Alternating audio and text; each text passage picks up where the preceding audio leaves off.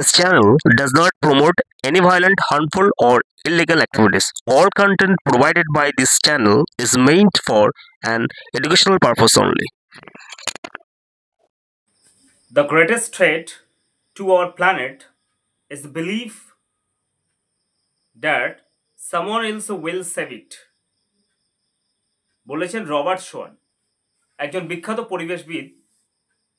তার এই কথা অনুযায়ী the greatest threat to our planet is the belief that someone else will save it. এটা সবথেকে মারাত্মক থ্রেট বা হুমকি, যে এইটা আমাদের মনে করা যে কেউ আমাদের এই প্ল্যানেট বা আমাদের এই গ্রহ অর্থাৎ পৃথিবীকে, মাদার আর্থ বা পৃথিবীকে রক্ষা করবে। আদাব, নমস্কার, সত শ্রী আকাল, অল ইন ওয়ান ইউটিউব চ্যানেলে তোমাদের সকলকে স্বাগত। তো বন্ধুরা, আজকে একজন মহান পরিবেশবিদের একটা কোটস দিয়ে বা উক্তি দিয়ে আমি এই ভিডিওটা শুরু করলাম।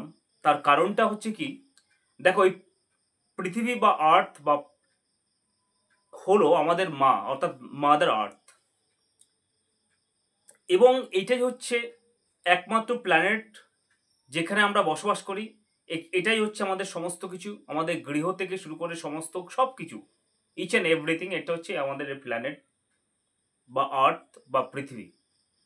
কিন্তু এই মডার্নাইজেশন যত হচ্ছে, অর্থাৎ আমরা যত আধুনিকরণের দিকে যাচ্ছি, মডার্ন টেকনোলজিকে ব্যবহার করেছি, এখন এআই এর যুগ এসছে বা আর্টিফিশিয়াল ইন্টেলিজেন্স বা কৃত্রিম বুদ্ধিমত্তা, সমস্ত কিছুর দিকে আমরা যত মানে অ্যাডভান্সমেন্টটা যত অগ্রসর হচ্ছে, তত যত পৃথিবী যেন ধ্বংসের দিকে এগিয়ে যাচ্ছে।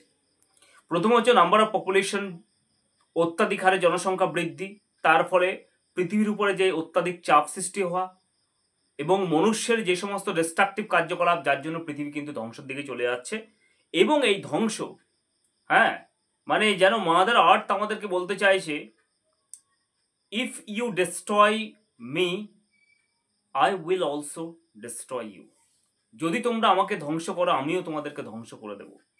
তো সেই রকম ধ্বংসাত্মক কার্যকলাপ হচ্ছে। কিছুদিন আগে তোমরা জানো, রাশিয়াতে একটা বিশাল একটা মানে উচ্চ মানের বা কি বলবো কি ডিস্ট্রাকটিভ একটা ভূমিকম্প হয়েছে, আর্থকোয়েক হয়েছিল।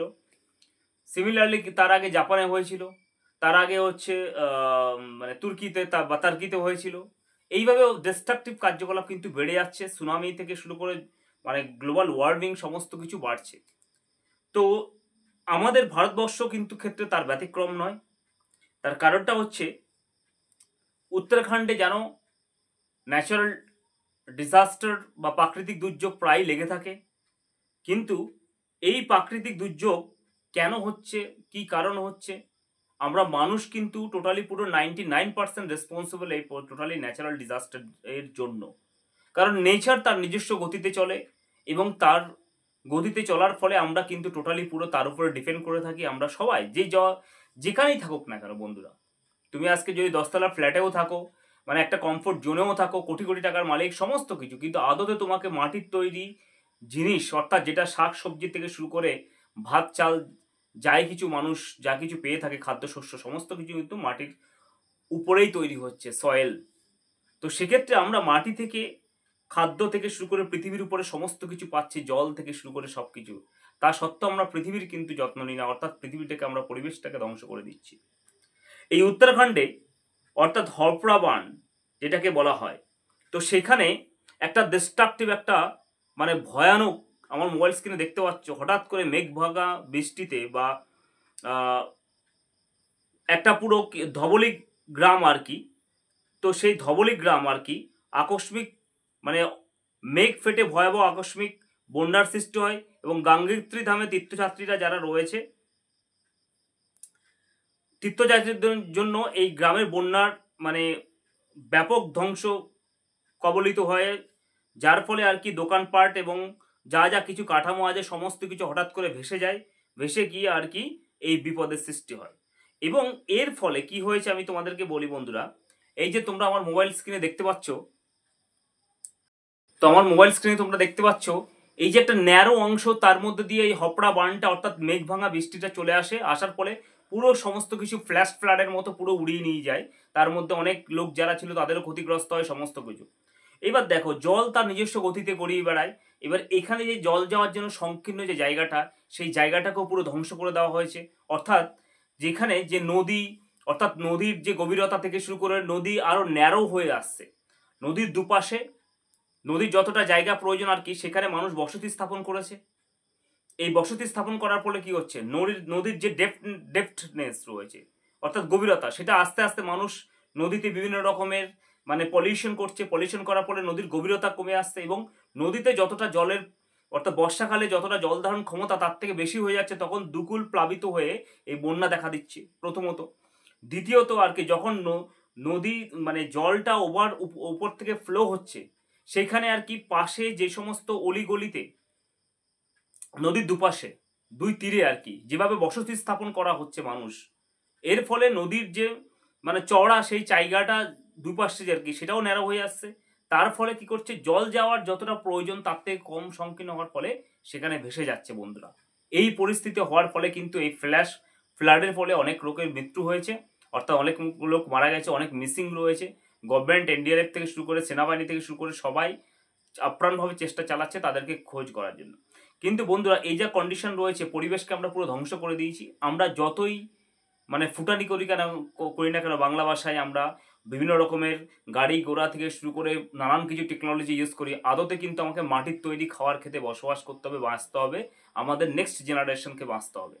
তো আমরা এতটাই স্বার্থপর যে আমরা পলিউশন, ডিফরেস্টেশন, বৃক্ষছেদন তো হচ্ছেই, স্মাগলিং তো রয়েছে, মানে কাঠ কারবারি আর কি, এবং বনভূমি তো ধ্বংস হচ্ছেই, সমস্ত কিছু। এবং নাম্বার অফ পপুলেশন, মানুষের অর্থাৎ যে জনসংখ্যার হার, যেটা হচ্ছে বাইরের দেশে জন্ম নিয়ন্ত্রণ যেটা আইন, যেটা ভারতবর্ষে আরও 100 বছর আগে করার কথা ছিল, কিন্তু সেটা এখনো হয়নি। যার ফলে কিন্তু বন্ধুরা এখনো পর্যন্ত আমাদের যে ফ্যামিলি প্ল্যানিং, পরিবার পরিকল্পনা, সেটা কিন্তু অনেক জায়গায় নেই, এটা অস্বীকার করার কোনো জায়গা নেই। এখনো যারা মানে বড়লোক যারা বা উচ্চ ফ্যামিলি বংশজাত যাদের অর্থ আছে, তারা কিন্তু তাদের পরিবারে দুটো সন্তানই দেখা যায়। কিন্তু বেশিরভাগ দেখবে একদম গরিব নিম্ন শ্রেণী যারা রয়েছে, তারা এদের পরিবার পরিকল্পনা বলতে কোনো জিনিসই নেই। সেক্ষেত্রে দেখা গেলো 3-4টে করে বাচ্চা। তোমরা দেখবে ট্রেন লাইন, ফুটপাতে যে সমস্ত যারা ফ্যামিলিগুলো থাকে, তাদের মধ্যে 3-4টে করে বাচ্চা রয়েছে অলরেডি। তো এই এখনো কিন্তু পরিবার পরিকল্পনাটার যে প্ল্যানিংটা কিন্তু ভারতবর্ষে নেই, যার জন্য কিন্তু ভারতবর্ষ এই যে জায়গার পরিমাণ কম, লোক সংখ্যা দিনের দিন বাড়ছে, কাল্টিভেশন ল্যান্ডগুলো ধ্বংস হয়ে যাচ্ছে, ফ্যাক্টরি যাই হচ্ছে না হচ্ছে, কিন্তু এই যে ধরো একটা পরিবারে মানে লোক সংখ্যা বাড়ার ফলে এবং তার দেখালো 2 বিঘা জমি আগে কাল্টিভেশন ল্যান্ড ছিল বাড়ির পাশে, সেই 2 বিঘা জমিতে তারা বাড়ি করে বসতি স্থাপন করছে, যার ফলে পরিবেশ ধ্বংস হয়ে যাচ্ছে। এবং এর ফলে গ্লোবাল ওয়ার্মিং বাড়বে। গ্লোবাল ওয়ার্মিং বাড়লে কি হচ্ছে, হিমশিলা যেটা হচ্ছে বা হিমবাহ যেটা রয়েছে, হ্যাঁ, সেটা বরফ গলতে থাকবে, বরফ গলতে থাকবে, জলস্তর বাড়বে। তো এমন একটা সময় আসছে যে কোস্টাল এরিয়াগুলোতে যে সমস্ত মানে কি বলবো আর কি আইল্যান্ডগুলো রয়েছে বা দ্বীপ দেশগুলো রয়েছে, যেমন শ্রীলঙ্কা থেকে শুরু করে মালয়েশিয়া, তারপরে আরও অন্যান্য যে সমস্ত দেশগুলো রয়েছে, সেই দেশগুলো কিন্তু একটা ভয়ানক বিপর্যয়ের মধ্যে রয়েছে। এবং আমাদের আন্দামান নিকোবর দ্বীপপুঞ্জ, লাক্ষাদ্বীপ থেকে শুরু করে এই সমস্ত দ্বীপগুলো, আরও অনেক কিছু আমাদের যে মানে সমুদ্রের ধারে যে সমস্ত রাজ্যগুলো রয়েছে, সেগুলোর ক্ষেত্রে কিন্তু একটা মানে বিপদসীমার মধ্যে কিন্তু বইছে।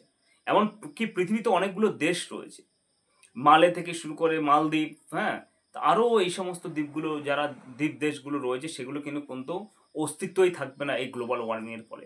আজকে কিন্তু উত্তরাখণ্ডে এই প্রাকৃতিক বিপর্যয় কিন্তু বারবার আসতে কিন্তু আমাদেরকে প্রকৃতি মা আমাদেরকে কিন্তু বুঝিয়ে দেওয়ার চেষ্টা করছে যে তোমরা আমাকে ধ্বংস করছো, তোমাদের ধ্বংস অনিবার্য। তবু কিন্তু আমরা শুনছি না, আমাদের কোনো ভ্রুক্ষেপ নেই, আমরা কিন্তু এইভাবে নেচারকে ধ্বংস করে আসছি বন্ধুরা।